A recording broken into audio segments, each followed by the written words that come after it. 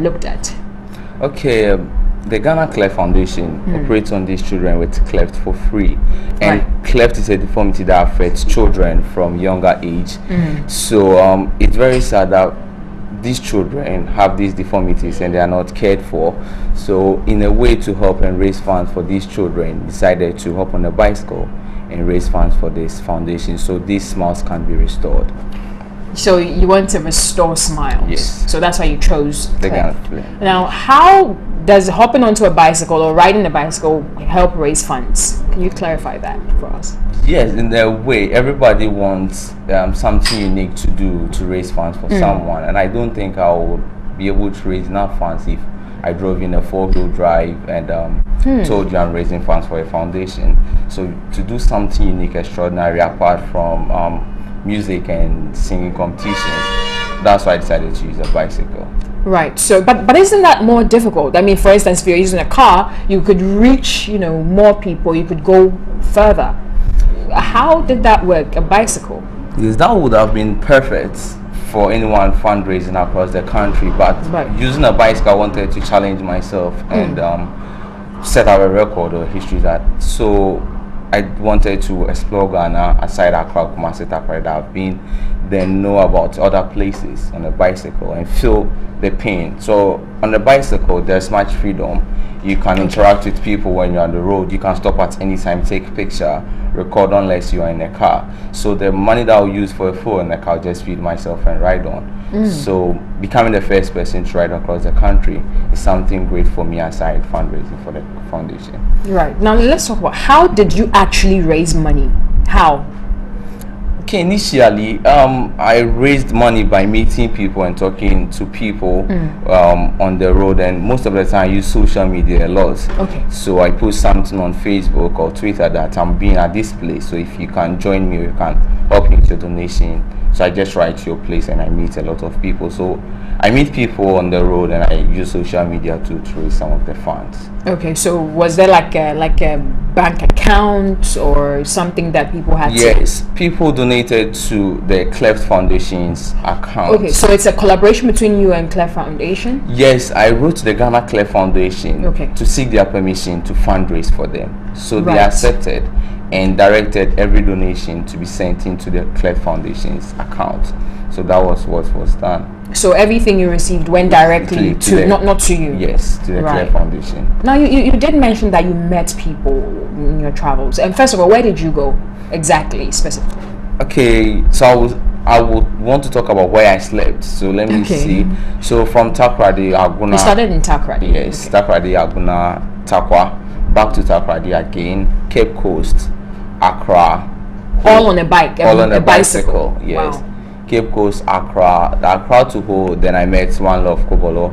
Okay, I can see him on the screens right now. Some few kilometers to the toll booth to Ho. I slept in Ho, then continued to I passed through Hohoi, just a kind KJB, then I slept in Nkwanta, then I continued from Nkwanta, Paza, Damanko, Bimbila, then I slept at Yendi, then continued from Yendi to Tamale to Bolga to Navrongo to Tumu to Wa Wenchi, Sunyani, Kumasi then.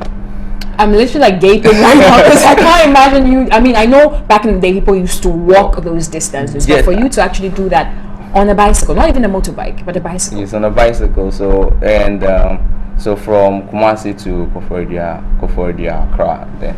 So how long did this take, this whole journey? So let's say roughly 4 months. So you spent 4 months on the road? On the road, yes. Meeting so many different people, many people that I'll call family, because I wouldn't define family as somebody who is related by blood, but somebody who accepts you and I appreciate whatever that you are doing. So I met so many people. I had the opportunity to spend a night at one of Ghana's first ecotourism place, Safari in Ghana, Zena Timole. I met the regional minister of Tamale, or Northern Regional Minister. I met so many people from the Ghana Think Foundation. So so many people, and people were surprised about what I was doing, because I met some guys on a motorbike riding to Tamale, and they told me whatever that I was doing was very marvelous. I was the first person they have seen, so I take appreciation for that. Now, with your interaction with people as you traveled, did you realize how much their knowledge of cleft was? Did they have any idea? Frankly speaking, most Ghanaians don't know about cleft. Honestly, people reject their children because they have cleft deformities.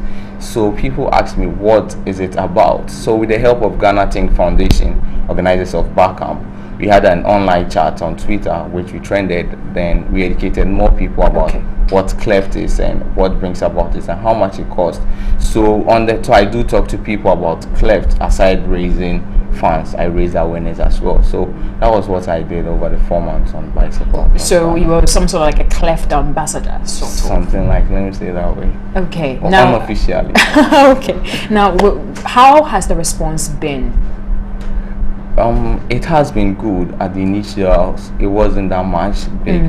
As I told you, we're using a lot of social media, but as at ending of the ride, people got to, as a way it can't affect anyone. So we tried our best, and now I think people are getting to know more about volunteering, more about cleft deformities as well. Now tell us about how you ended. When was it your last journey? So my last ride, I was in Accra over a week ago, but on Saturday I rode to Legon, where Ghana Think Foundation had their bar camp, Accra. So I officially rode to bar camp Accra, and the Ghana Museum came for the bicycle over there. So they did? Yes. So on the 19th of December, I officially ended the tour across Ghana. No, I mean, go back on that. The Ghana Museum came for the bicycle you rode. Yes, so the bicycle is in the Ghana Museum. So 20, 30 years from now, God willing, if someone goes into the museum, they're going to see the bicycle that toured Ghana for the sake of cleft victims. Sure. Amazing. Wow. Okay. Now, how has the financial response been at the end? Can you give us like maybe a figure? Is it possible? Yeah, it can be possible. How much did you raise? I raised 2,500 for the Cleft Foundation, the money that I donated into the account. So, but I had other people donating into the account directly. So let's say 2,500. So personally, the journey, the whole touring was 2,500. But you can't tell how much the foundation received directly in the account. Right. Okay. Now, with regards to you, what other plans do you have? Is this going to be like a one-off thing? It wouldn't be one-off thing. If people who follow me on social media will see I just cut off my hair. My wig, let me say. My wig is officially off because during the ride I had a brother battling with cancer. So in solidarity, I left my hair on for those with cancer. So I've shaved everything. Yeah. Okay, so you're like a champion for causes. Should I put it that way? Yes, I must say I accept and promote anything that's positive. Honestly, I want to be the change that everybody wants to see, and if you don't be that change, who will be? Wow. Yeah. Be the change that everybody wants to see. Sure. Okay.